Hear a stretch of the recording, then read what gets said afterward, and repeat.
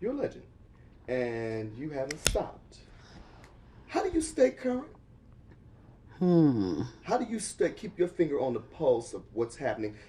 And I'll tell you this: you know fashion, you know music, you know what's going on. How do you stay involved? I hope that I do have my finger on that. I'm not sure. I hope so. I Um, think you do. I mean, are you reading magazines? How does Aretha stay current and keep us excited? Growth. It's the growth element. That's what it is. I certainly don't want to be dated by any means, and it's the growth, a constant and evolving growth. So when I got the assignment to interview her, I was both excited and nervous. I was excited because it's the great Aretha Franklin. I was nervous because it was the great Aretha Franklin, but it was incredible. It's one of the greatest interviews I've ever done in my career. She has a very down-home way about her. And I was telling her that my father's from the South and a bit about my mother and how I grew up in Detroit. And she really appreciated it and connected to that. I think she felt that there was a similarity, though she's much older, a similarity in our values. It was a really, really hot day when I interviewed her. And I had heard stories of how she doesn't like to perform in air conditioning, that she likes the room to be basically hot. And the second I walked into the hotel suite, it was burning up. But she looked cool as a cucumber. She was totally relaxed. The most exciting thing musically to me right now is my new album that's coming out in January. It's going to be produced by Jimmy Jam and Terry Lewis, and a few cuts I'm going to produce myself. Burt Bacharach has some things in it, and other writers from Detroit have one or two things in there. But the music, it's just the music that I love so much. And it sounds like, from what you're telling me, listening to people, that it's a real melting pot. It's a cool mix. Yes, it is. You've got a buffet and a plethora of good music. What I really found generous and kind of Aretha is how she complimented Kelly Clarkson, a contestant on American Idol. Aretha thought that she was great. She loved her voice, she loved her performance style, and she basically predicted that she would be a star. Kelly, I think, certainly has the potential to be a very enduring and established artist and a favorite. She had a combination of things. She is a very likable personality, and I like that. And of course, she's a very good singer. And the song selection was great. And she just kind of impressed me as someone that Broadway might be calling, and or a pop recording artist. That was the way she impressed me, really. If Aretha Franklin, who has seen them all, says that you're a great singer and you're bound for greatness, you can basically take it to the bank. Aretha thought Justin Guarini was really charming. She thought he had that special something that makes young girls swoon. Justin is a crowd pleaser. If I were the age of the little girls, I might have been squealing and screaming myself. But I just thought he was really cute. He had a lot of class, and would love for him to open for me sometime. And Does he know that? I don't think so. When Aretha Franklin died, I was heartbroken on two accounts. That she is one of the greatest singers ever. So that was sad. But also, Aretha Franklin is Detroit. Her soul is in Detroit. And she's a homegrown girl. And so the city really was devastated by her passing. Aretha Franklin had the opportunity in her career to live anywhere in the world. But she chose to always maintain Detroit as her home. It's because she loved the city. She loved everything about the city. Her father had a church in Detroit. She started singing in the church in Detroit. Her family was in Detroit. She lived there her entire career. And so The love that she gave Detroit, she got back in death. It is exactly why the lines were down the block, because people felt like Aretha Franklin was one of them. She was grand, she was glorious, she was bigger than life, but in truth, she was a Detroit girl. Leslie, are you still having fun? Absolutely. If I weren't, I would be sitting at home, cooking, watching the soap operas, and that would be it. Yes, absolutely. I'm having a wonderful time. What a career. Now, see, you could be flying now. No. With a long list of upcoming premieres to dress for, we spent the day shopping in Manhattan with 18-year-old Aaliyah. First stop, Saks. Aaliyah is a veteran of the music scene. At 14, her premier solo project, Age Ain't Nothing But a Number, achieved platinum status with hits back and forth. And At Your Best You Are Love, which catapulted her to the top of the Miss R&B Diva list, thus paving the way for her recently released double platinum album, One in a Million. In today's music industry, where image is everything, Aaliyah mixes her sex appeal with a playful tomboy twist, creating a look that's all her own. I watch a lot of the fashion shows, a lot of the runway models, and see what's the next thing happening and then intertwine that with what I'm doing. Image goes hand in hand with the music, and that's how people identify you. You know, they separate you knowing your music and knowing your style and your image. So that's why it takes me a while to put things together, especially if I'm doing a dressy thing rather than a sporty thing, because what you see here is really me, the baggy jeans and skull caps and everything. So when I'm doing a dressy thing, I've got to still remain in my image. So it takes me a while to put something really good together that still looks like Aaliyah. But there is a real difference between the catwalk and life. Can you sit down in the jeans? Very elegant, sit down there. Just kind of stretch out. Just kind of stretch. You have to kind of slouch, kind of be kind of cool. Can't sit up. Just gotta, then when you're getting out of the chair, gotta kind of come up like that. Ready? Aaliyah. Uh-oh. Well, Look at that. That coat is mad. I'm feeling the coat. The coat is off the rocker. This is a little different for me. I'm not liking the pants. Really? Actually, you know, it's cute, but it's You're still not there yet. Yeah, I'm not there yet. You know what I think it's time for?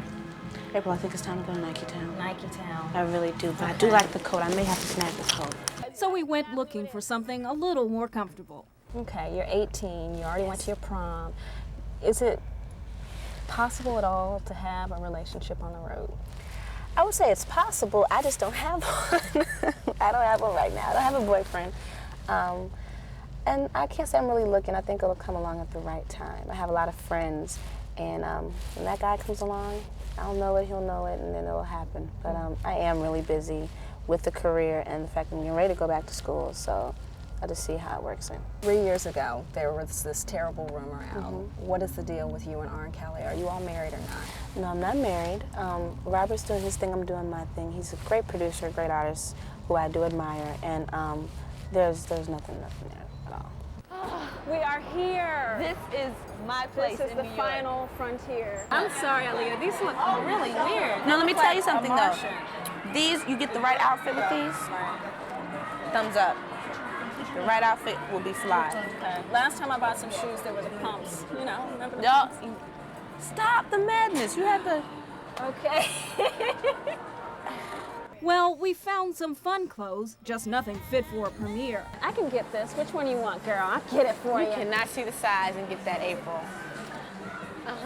Almost. What would you say the secret of life is?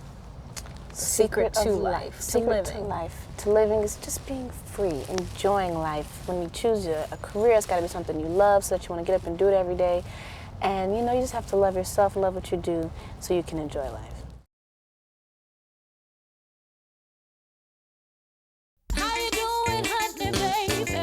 Beyonce Knowles, the singer from the sizzling group Destiny's Child, hit a real high note this summer. Shazam! You know what you want me to say it? Oh, God. Shazam! She's parlayed a successful singing career into a big screen role in the film Austin Powers in Goldmember.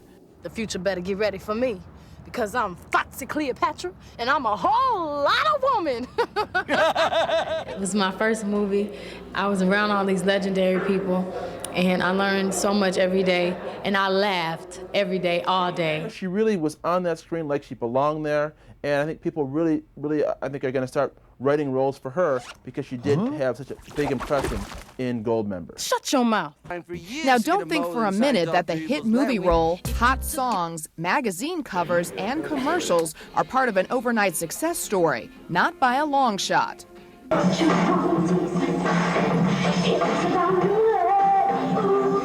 Yep, this is Beyonce on Star Search in 1992, performing her heart out. This videotape was shot by family members watching from the audience. The group is called Girls' Time, which would eventually become Destiny's Child. But like a lot of stars, they didn't win. When I talked to Beyonce about their loss on Star Search, she told me they cried backstage. That was a crushing loss for them. What a lot of people don't know is that Beyonce, who turned 21 this summer, has been performing since she was about 7 years old, growing up in Houston. Her career has been strategically managed by her parents, Matthew and Tina Knowles. You have to believe. I absolutely believe that. I mean, my philosophy is if I don't believe it, I can't expect anyone else to believe it. So I absolutely envision the success that we're having today, and I envision even greater success. You cannot talk about Beyonce without talking about Destiny's Child. As a matter of fact, Beyonce doesn't really talk about herself without referencing the group. And what about those constant rumors of an inevitable breakup now that she's on the big screen and planning a solo album? Destiny's Child is not broken up. We still talk every day. We're still gonna go on tour and do more performances together.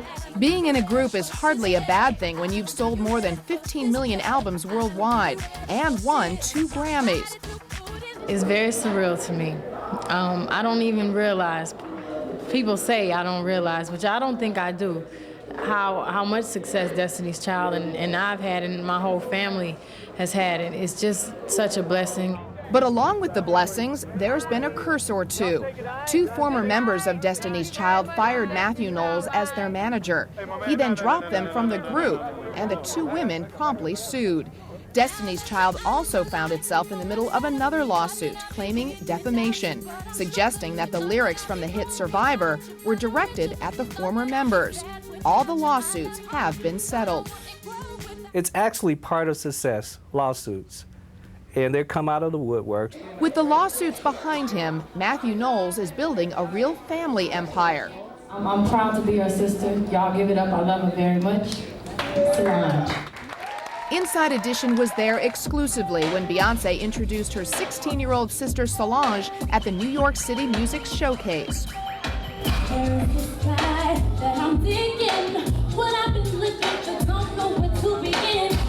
Afterwards, our cameras were in the dressing room, and the sisters couldn't stop talking about each other. I am very, very proud of her. I definitely just look up to her, and so much that I know I wouldn't know if she wasn't my big sister, so I'm just really appreciative of that. They say I'm crazy, got no sin. She was a 10-year-old with a big voice and a big dream of stardom.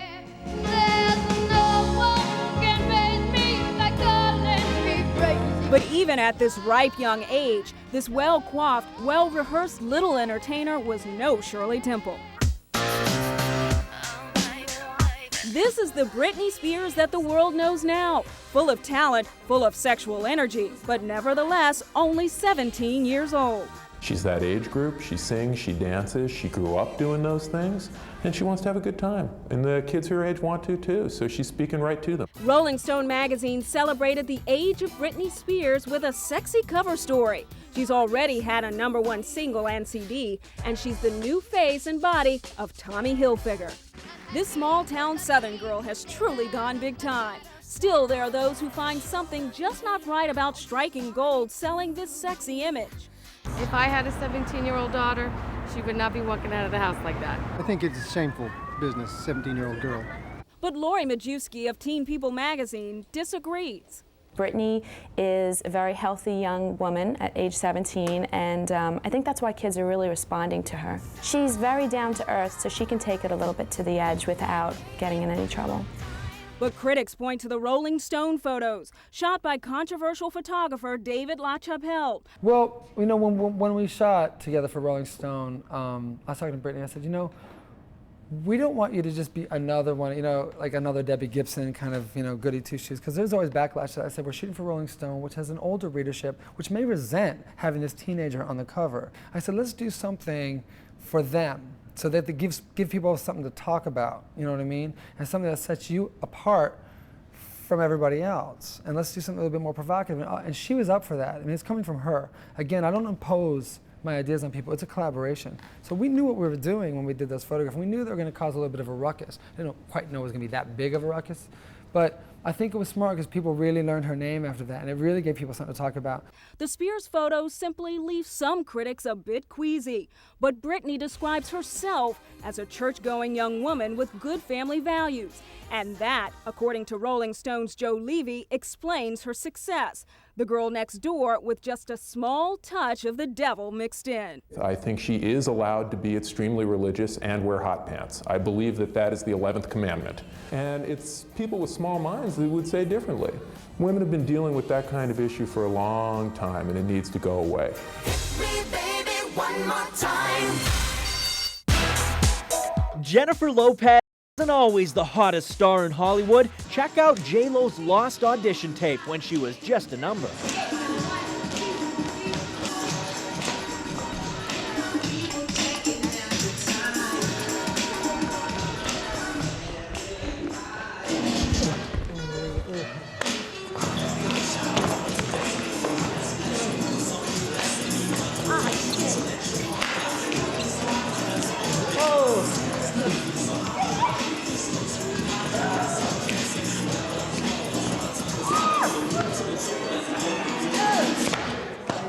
With big curly hair, this 20-year-old aspiring star was trying out to be part of the dance group The Fly Girls on the show In Living Color. When I call your name, step over to the side. That means you have been picked. Everybody else, give yourself a round of applause. It was a great audition, okay? Wait. Let them know that it's not. This is not the one. This is not the one. We're just narrowing it down even further. Okay? Okay. So, girl with the blue top, checkered pants, Jennifer. Well before Pete Diddy or Ben Affleck, she was already singing about the opposite sex. Yes, really changed in these past few days. When I see myself, I seem like someone else. I don't know how to take this. I don't see why he moves me. He's a man. He's just a man. And I've had so many men before in very many ways. He's just one more.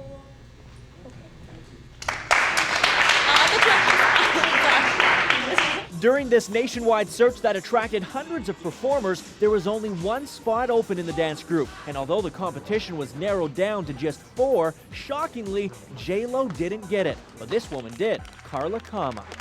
Carla, who's now a choreographer in Los Angeles, didn't even realize until years later that she got picked over J.Lo. I was like, no way. It's really flattering I'll be able to tell my grandkids. But J.Lo didn't have to sit home sulking for long. Here it comes, yo, here it is, oh, there it was. The following year, in 1991, the Fly Girls hired J.Lo as a dancer, and the rest is history. Amy Winehouse. Amy Winehouse. Amy Winehouse. She's been nominated for 6 Grammys, but just who is Amy Winehouse? An enormously talented but deeply troubled star. Amy Winehouse! Her success is overshadowed by personal demons that have spiraled out of control. She's completely addicted to many drugs. She can't function without them. She certainly can't go on stage without them. That's Winehouse in an appearance on the Charlotte Church talk show in England, drunkenly slurring the words to the Michael Jackson song, Beat It. Her descent from rising young music star to emaciated drug-addled wreck has been swift. Take a look at this audition tape from just 5 years ago. Fresh-faced and full of promise, she grew up in London, the daughter of a cab driver. Critics rave about her soulful voice and songwriting ability. Now comes 6 Grammy nominations, a crowning achievement for any artist. But Winehouse, who has just canceled her concert tour, may not make it to Los Angeles for the awards show. Winehouse was arrested for drug possession in Norway in October, and according to Homeland Security rules, she could now be banned from entering the U.S. It's an incredible moment for her where she can decide to turn everything around, and the only way that she can do that is to stop taking drugs.